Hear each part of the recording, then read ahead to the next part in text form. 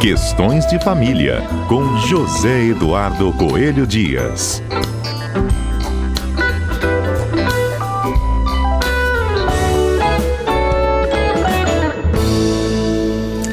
Zé Edu, bom dia. Bom dia, Patrícia. Bom dia aos nossos queridos ouvintes da Rádio CBN. Pois é, Zé Edu.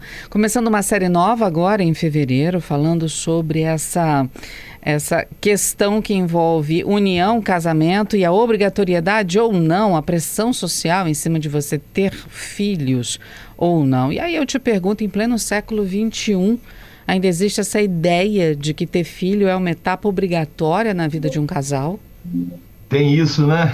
Pois é, que situação. É essa pressão, né, que circula, você fica entre a cruz e a caldeirinha, a pressão social e a decisão pessoal, né? Isso. E tem um detalhe também, porque muitas famílias acham, né? Muitas famílias acham que a pessoa só é completa se tiver filhos, se casar. Começa a pressão aí, né? Que parece que há uma obrigação do casamento. E depois que a pessoa... É normal, Patrícia, a gente sempre vê nos encontros de família, nos almoços de domingo, nas festas de fim de ano, qualquer ocasião, tem sempre alguém que pergunta: e aí, e as namoradas, e os namorados? E aí depois que aparece alguém: e aí, vai casar quando? E aí depois que casa: ixi, e aí vocês não vão ter filhos? Como se uma família só pudesse ser completa com os filhos. E é importante a gente chamar a atenção que essa questão é uma questão constitucional, tá, Patrícia? A Constituição Federal prevê essa situação. Diz a Constituição Federal, lá no artigo 226, a família é a base da sociedade e tem especial proteção do Estado. Isso é a capa, né? A cabeça do artigo 226 da Constituição Federal. E esse artigo 226 vai trazer um parágrafo muito interessante, é o parágrafo 7º. Olha só, escute bem o que diz o parágrafo 7º do artigo 226 da nossa Constituição Federal. Fundado nos princípios da dignidade da pessoa humana e da paternidade responsável, o planejamento familiar é livre decisão do casal, competindo ao Estado propiciar recursos educacionais e científicos para o exercício desse direito. E agora prestem mais atenção ainda: vedada qualquer forma coercitiva por parte das instituições oficiais ou privadas. Sabe o que significa isso, Patrícia? Significa que, primeiro de tudo, nós temos que observar a dignidade da pessoa humana, dos envolvidos nessa relação, ou seja, no casal, nas pessoas que formam um casal. Essas pessoas têm que ser respeitadas, até porque a assistência que o Estado proporciona ou deve proporcionar às famílias, ela é feita na pessoa de cada um dos integrantes daquela família. Então, tem uma proteção especial da família que é oferecida para cada um dos integrantes. E que o princípio fundamental é a dignidade da pessoa humana. Será que alguém lembra quando pergunta se alguém vai ter filho, ou quando até coage a pessoa, tenta vender a ideia de que só com filhos existe uma família? Será que essa pessoa está sabendo se esses integrantes desse casal podem ou não ter filhos, seja por algum tipo de problema, ou se essas pessoas querem ter filhos, impor uma vontade para alguém? Será que não é uma ameaça a esse princípio da dignidade? Será que não é uma tentativa até de rebaixar essa pessoa, até em determinadas situações, até de humilhar, porque a pessoa tem um pensamento diferente do seu? E mais, Patrícia, outro princípio é o princípio da paternidade responsável. E note, quando a gente fala em paternidade responsável, nós temos que pensar em muitas coisas. Será que aquele casal está num momento em que pode ser responsável na criação dos filhos, seja por situações até do próprio convívio, seja situações financeiras, seja qualquer tipo de situação? Será que essa paternidade responsável vai ser exercida por aquele casal?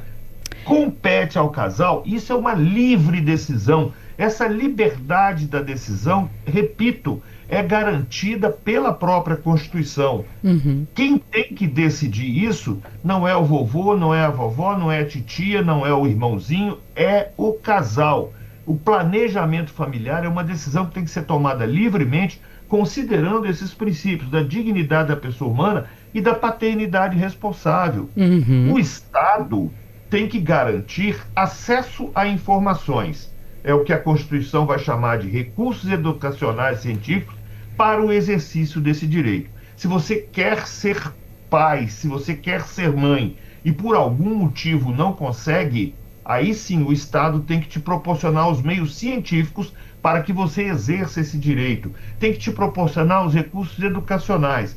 Isso é garantido. Mas forçar alguém a ter filho quando essa pessoa não se decidiu, esse tipo de pressão social que existe, eu acho que vai muito na contramão de tanta liberdade que a gente vem buscando arduamente ao longo dos anos, principalmente quem é da minha geração, vem lutando para conquistar. Então a gente consegue no campo das instituições democráticas, no campo da sociedade, e aí na hora de resolver se eu quero ou não ter filho, alguém vai ter que decidir para mim? Não, isso está muito errado e isso é inconstitucional.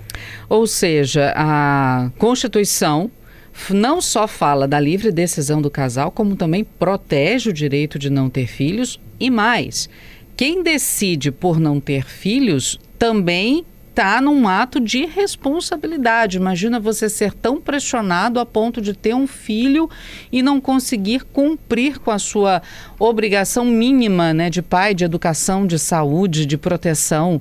Ou seja, está todo mundo protegido dentro da Constituição. É só um direito, uma opinião de valor que as pessoas dão e uma pressão sem tamanho, né? É verdade, você trouxe um ponto muito importante, que é exatamente isso. Será que eu tenho condições do exercício dessa paternidade? Porque, olha só, nós estamos num país em que mas muitas crianças não têm o pai no seu registro de nascimento. E aí o Ministério Público tem tido um trabalho enorme para propor as investigações de paternidade, para correr atrás para que essas crianças tenham a sua certidão de nascimento completa. Nós estamos num país em que nós temos uma fila de adoção gigantesca. Nós estamos num país em que pais, principalmente os homens, infelizmente, e até com um pouco de vergonha, eu sou obrigado a falar sobre isso, nós estamos num país em que os pais colocam as crianças no mundo, desaparecem e ainda reclamam na hora de pagar uma pensão justa. Será que essa pressão pela paternidade ajuda alguém? Eu acho que o que a gente tem que fazer é conversar mais sobre paternidade responsável. Nós temos que conversar mais sobre planejamento familiar. O casal, quando se prepara para o casamento, tem que discutir isso. Tem que conversar, quer ter filho, não quer ter filho, é bom ter filho, quando? Vamos nos formar primeiro, vamos concluir o mestrado, ou vamos arrumar um emprego, em vez de simplesmente colocar crianças no mundo e depois não dar conta. Isso é terrível, isso gera um problema muito grande para a nossa sociedade. Temos sim, em vez de achar que a família... E veja bem, a sua família é boa para você, não quer dizer que seja boa para o outro. O seu modelo familiar pertence a você.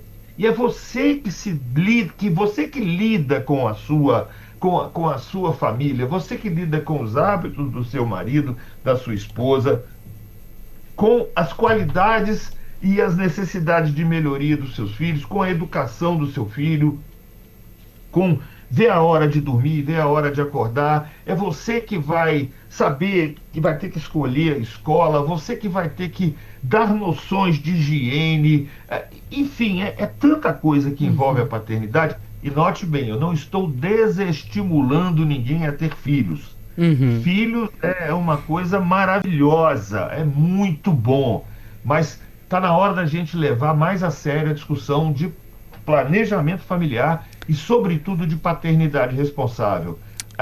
O que tem na Constituição, Patrícia, na verdade, é o que a sociedade, por meio dos seus representantes, entendeu que seria melhor para a própria sociedade.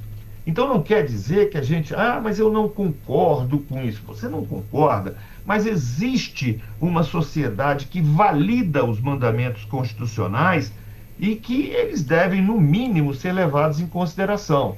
Então, está na hora da gente discutir paternidade responsável, os conceitos, o que fazer para que essa paternidade seja responsável.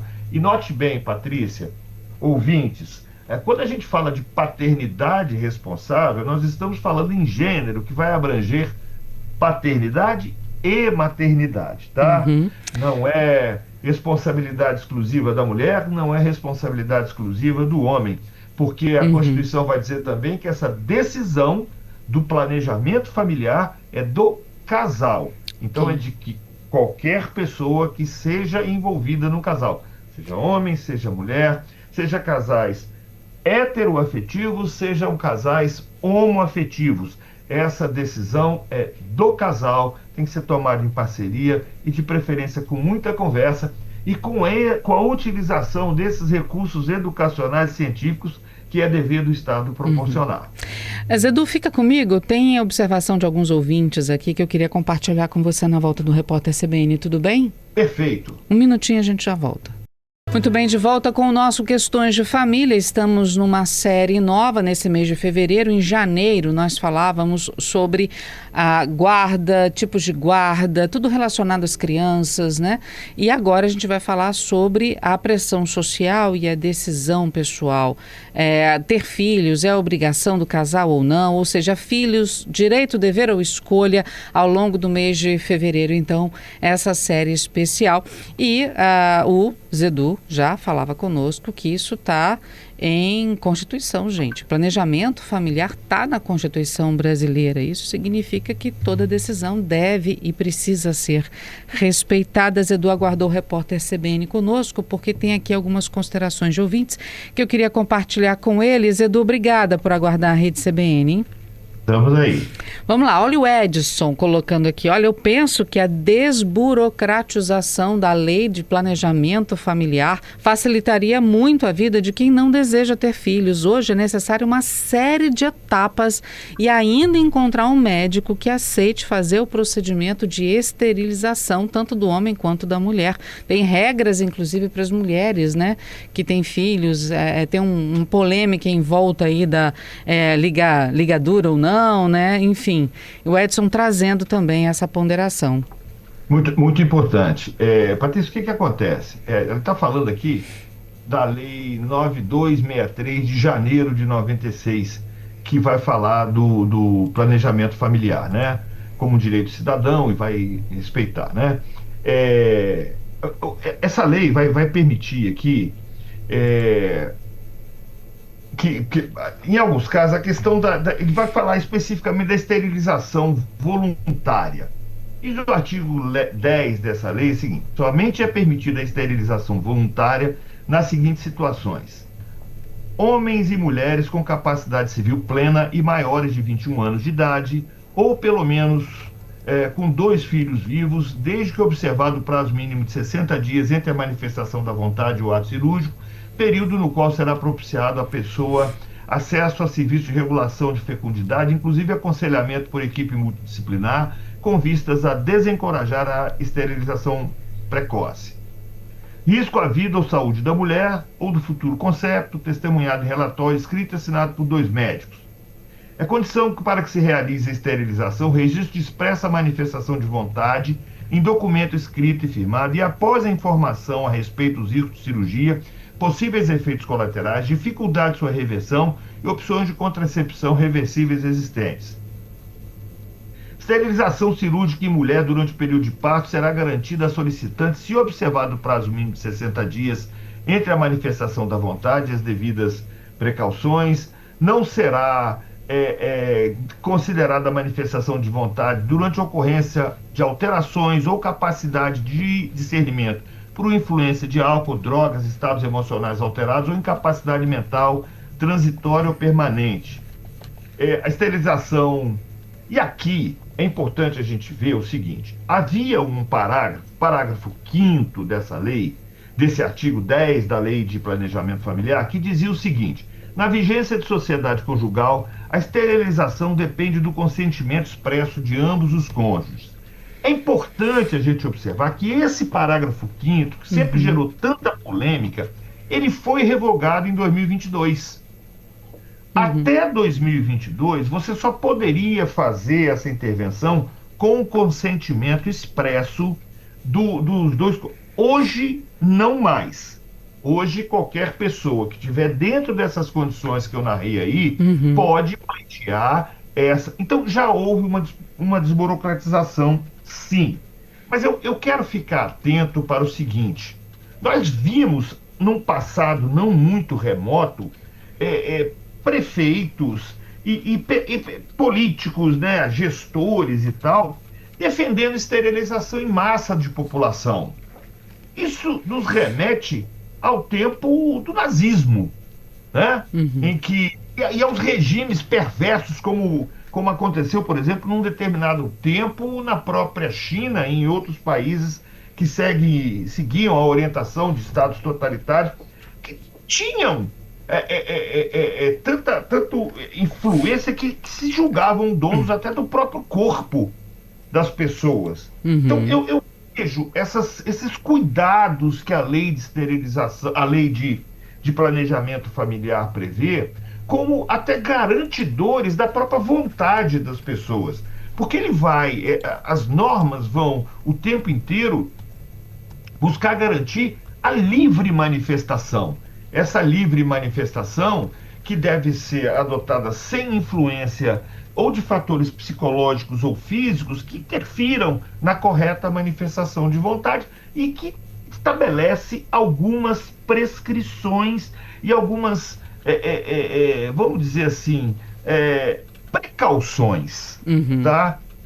Sim, ainda, claro, podemos melhorar, porque é uma lei de 96 e em 2026 muita coisa mudou, a ciência evoluiu, então talvez a sociedade modificou também, talvez seja o caso de algum reajuste, de algumas melhorias, mas eu sempre vou defender que haja alguns cuidados, até em benefício do próprio cidadão, na preservação daquela dignidade da pessoa humana que é prevista na Constituição, para impedir que o Estado se veja como dono do seu corpo e que interfira na sua decisão. Ninguém tem esse direito. Então, assim, tem realmente alguns pontos negativos, mas tem alguns pontos positivos também. Bom, ao longo do seu comentário, você meio que já respondeu a ponderação aqui, a observação do Renan, mas só para registrar também, ele pergunta para você, Zedu, o que mais pesa nessa questão hoje dos filhos, direito, dever ou escolha do casal? Para mim é isso, né? É escolha do casal, tem que ter responsabilidade. Eu acho que a palavra certa é planejamento e responsabilidade. Zedu, obrigada por conversar conosco. Fica aqui, né, aquele pensamento, aquela ponderação também dos nossos ouvintes. Respeitar, tomar a decisão de não ter filhos e respeitar essa decisão é mais um sinal de maturidade social que a gente tem ainda que desenvolver um pouco mais, né?